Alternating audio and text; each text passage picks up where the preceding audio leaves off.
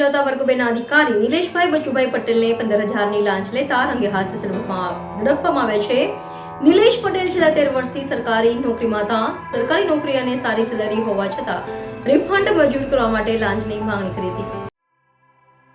ગુજરાતભરમાંથી અનેક સત્તાધીશો પોતાના પદનો દુરુપયોગ કરતા ઝડપાયા છે. આ પ્રકારની ઘટનાઓ ઝડપી પાડવા માટે એન્ટી કરપ્શન બ્યુરો દ્વારા સતત કાર્યવાહી કરી આ પ્રકારના સત્તાધીશો વિરુદ્ધ પગલાં લેવામાં આવી રહ્યા છે.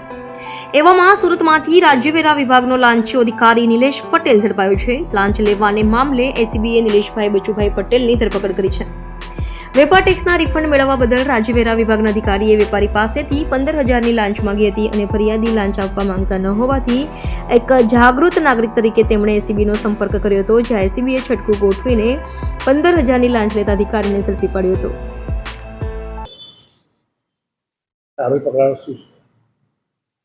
એસીબીની એક જાગૃત નાગરિકની ફરિયાદ મળેલી.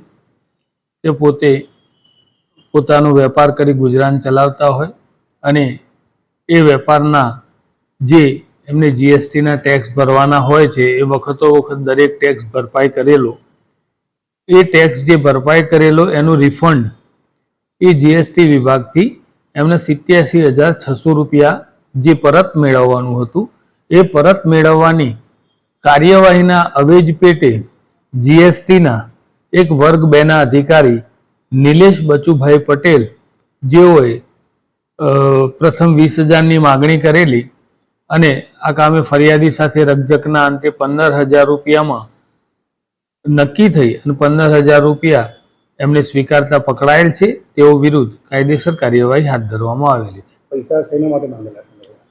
પૈસા જે જીએસટીનું રિફંડ હતું ફરિયાદીનું 87,600 એ પરત મેળવવા માટેની જે કાર્યવાહી કરવાની એના આવેજ પેટે માંગેલા.